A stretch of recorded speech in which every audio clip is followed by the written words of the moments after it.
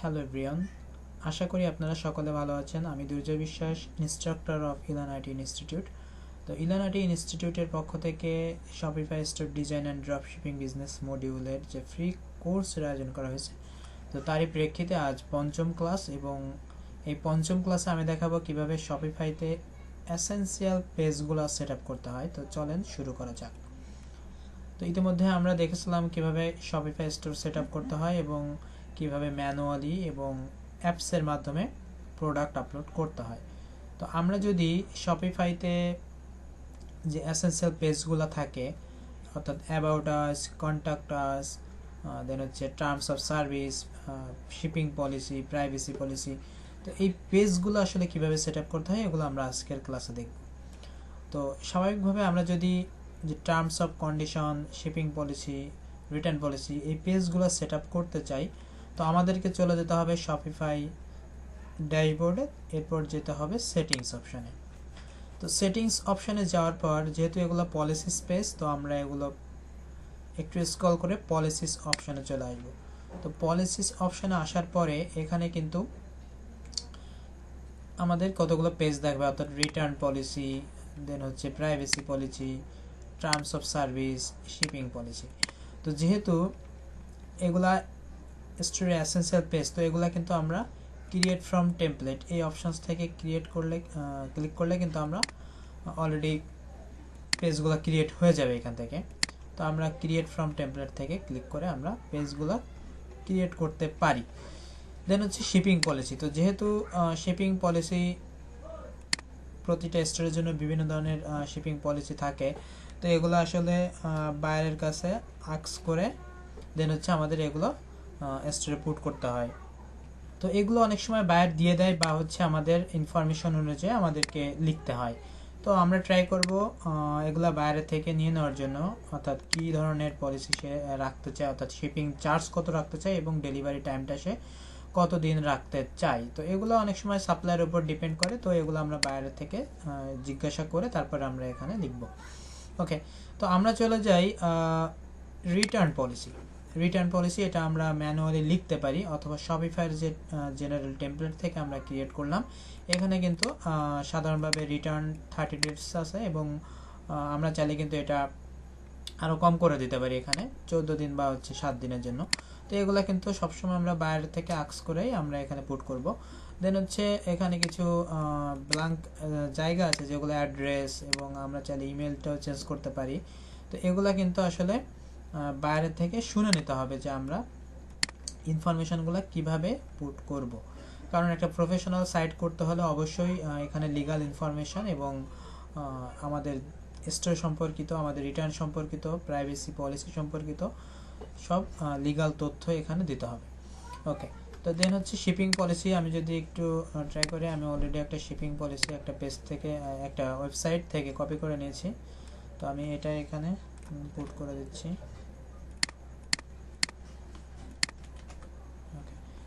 তো আপনারা চাইলে বাইরে থেকে শুনে কিন্তু লিখতে পারবেন, বা অন্যান্য স্টোর থেকে কপি করলে কিন্তু একটা কপিরাইটের একটা প্রবলেম থাকে, সেটা কিন্তু আসতে পারে। তো আপনারা সবসময় ট্রাই করবেন যে বাইরে থেকে ইনফরমেশনগুলো শুনে তারপরে নিজের মতো করে লেখার। ওকে, তো আমরা এখানে 4টা পেজ ক্রিয়েট করলাম: রিটার্ন পলিসি, প্রাইভেসি পলিসি, দেন হচ্ছে টার্মস অফ সার্ভিস এবং শিপিং পলিসি। তো এগুলো আমরা যখন ক্রিয়েট করব তখন এখানে সেভ অপশানে ক্লিক করলে কিন্তু আমাদের এই পেজগুলো সেভ হয়ে যাবে। দেন আমাদের স্টোরে আরও কিছু পেজ বাকি আছে, যেগুলো অ্যাবাউট আস এবং কন্ট্যাক্ট আস, এবং অনেক সময় ট্র্যাক ইউর অর্ডার, অর্থাৎ অর্ডার ট্র্যাকিং পেজ নামে আরেকটা পেজ অনেক সময় ক্রিয়েট করে থাকে অনেকে। তো আমরা দেখি সেগুলো আসলে কিভাবে ক্রিয়েট করতে হয়। তো আমরা তার জন্য চলে যাব শপিফাই ড্যাশবোর্ডে, যাওয়ার পরে অনলাইন স্টোরে ক্লিক করব, দেন চলে আসব পেজেস অপশানে। তো পেজেস অপশানে ক্লিক করার পরে আমরা দেখতে পারবো অলরেডি এখানে একটা কন্ট্যাক্ট পেজ ক্রিয়েট করা আছে। তো আমরা এটাকে একটু রিমুভ করে দিব বা ডিলিট করে দিব, দিয়ে আমরা কিভাবে শুরু থেকে একটা পেজ ক্রিয়েট করতে হয় সেটা দেখব। তো শুরু থেকে পেজ ক্রিয়েট করার জন্য আমরা এখানে অ্যাড পেজ বাটন বা নিচের যে অ্যাড পেজ বাটন আছে এখানে ক্লিক করতে পারি। তো ক্লিক করার পরে আমাদের এখানে পেজের যে টাইটেল সেটা দিতে বলবে। তো একটু টাইম নিচ্ছে, লোডিং নিচ্ছে, আমরা একটু ওয়েট করি। ওকে, তো আমরা এখানে কিন্তু আমাদের যে পেজের যে টাইটেলটা হবে, অর্থাৎ আমরা যদি অ্যাবাউট আস পেজ ক্রিয়েট করতে চাই তাহলে কিন্তু এখানে অ্যাবাউট আস লিখবো। দেন হচ্ছে আমাদের অ্যাবাউট পেজের যে সকল কন্টেন্ট হবে, অলরেডি আমি এখানে নিয়ে নিয়েছি, তো সেগুলো কিন্তু আমরা এখানে দিয়ে দিব। এটা অবশ্যই আমি অন্য একটা স্টোর থেকে কপি করে নিয়েছিলাম, তো আমি কিন্তু এটাই দিয়ে দিচ্ছি। আপনারা বায়ারের যে সকল ইনফরমেশনগুলো বলবে সেই অনুযায়ী কিন্তু আপনার অ্যাবাউট আস পেজটা লিখতে হবে। ওকে, দেন হচ্ছে এখানে আরেকটা অপশানস আছে, সেটা হচ্ছে কন্টেন্ট। তো কন্টেন্টগুলো আমরা ফরম্যাটিং চেঞ্জ করতে পারি, বোল্ড, ইতালিক, আন্ডারলাইন, এগুলো কিন্তু আমরা সাধারণভাবে এখান থেকে চেঞ্জ করে দিতে পারি। বা অনেক সময় আমরা চাইলে এখানে কিন্তু বায়ার বলে যে তুমি অ্যাবাউট আস পেজের এখানে একটু বড় করে দাও। তো যেহেতু আমরা অ্যাবাউট আস পেজটা লিখলাম, এটাকে যদি মাঝখানে দিতে চাই তার জন্য আমাদেরকে যেতে হবে অ্যালাইনমেন্ট অপশানে, দেন আমরা সেন্টার অ্যালাইন করে দিতে পারি। দেন হচ্ছে আমরা এটাকে একটু বোল্ড করে দিতে পারি। ওকে, অলরেডি বোল্ড ছিল। ওকে, আমরা চাইলে এটাকে বোল্ড করে দিতে পারি, দেন আমরা এটাকে সেভ করে দিতে পারি। তো সেভ করে দেওয়ার পূর্বে এখানে আরও কিছু অপশান ছিল, সেটা হচ্ছে অনলাইন স্টোরে নিচে থিম টেমপ্লেট। তো এটা হচ্ছে ডিফল্ট পেজ রাখতে পারি বা কন্ট্যাক্ট। তো কন্ট্যাক্টটা রাখতে হয় কন্ট্যাক্ট পেজের ক্ষেত্রে, তো আমি এটা দেখাবো এখন। তো আমরা চাইলে এখান থেকে ক্রিয়েট অ্যানাদার পেজ এখান থেকে যেতে পারি, অথবা আবার নতুন করে অ্যাড পেজ এই অপশানে ক্লিক করতে পারি। তো অ্যাড পেজে ক্লিক করার পরে আমরা যদি এখানে লিখি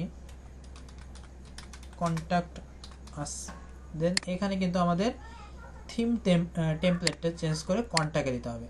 তো এই কন্ট্যাক্টে দিলে হবে কি, কন্ট্যাক্টে দিলে আমাদের এখানে একটা কন্ট্যাক্ট ফর্ম চলে আসবে, অর্থাৎ নেম, ইমেইল এবং টেক্সট সেন্ড মেইলের জন্য কিছু একটা ফর্ম চলে আসবে, লাইক এমন ফর্ম। আচ্ছা, আমি যদি আবার দেখাই, কন্ট্যাক্টে ক্লিক করি, তো কন্ট্যাক্ট আছে ক্লিক করলে কিন্তু এরকম একটা ফর্ম দেখাবে, নেম, ইমেইল, সাবজেক্ট। তো আমরা একটু দেখি। তো আমরা যখন জেনারেল টেমপ্লেট থেকে ডিফল্ট পেজ থেকে কন্ট্যাক্টে ক্লিক করব এবং সেভ দিব, তখন কিন্তু আমাদের একটা যদি ভিউ করি, তো আমাদের কিন্তু এখানে একটা ফর্ম দেখা যাবে। তো চাইলে আমরা এই ফর্মের যে ফরম্যাটগুলো আছে, নেম, ইমেইল, ফোন নাম্বার, এখানে চাইলে আমরা অনেক কিছু অ্যাড করতে পারি। ওকে, তো এরপরে হচ্ছে গিয়ে আমরা যখন একটা পেজ ক্রিয়েট করলাম, তো আমরা যদি এখান থেকে ডিফল্ট যে পেজ আছে এটা যদি আমরা সিলেক্ট করতাম তাহলে কি হতো, এটা আমরা একটু দেখি। ওকে, তো আমি চলে গেলাম আবার পেজ অপশানে, দেন আমি অ্যাড পেজে ক্লিক করলাম। দেন আমি যদি এখানে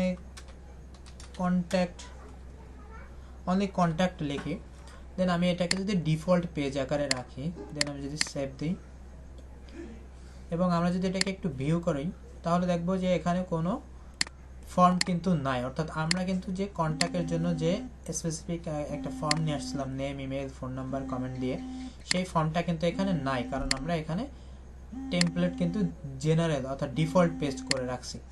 তো আমরা চাচ্ছি না, এটা আমাদের অলরেডি ক্রিয়েট হয়ে গেছে একটা কন্ট্যাক্ট পেজ, তাই আমরা ডিলিট করে দিতে যাচ্ছি। তো ডিলিট করাটা খুবই ইজি, ডিলিট বাটনে ক্লিক করলে ডিলিট হয়ে যাবে।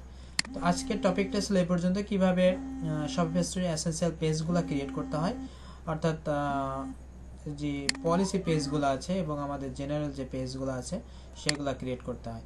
তো আরেকটা অপশানস আছে এখানে, সেটা হচ্ছে অর্ডার ট্র্যাকিং পেজ।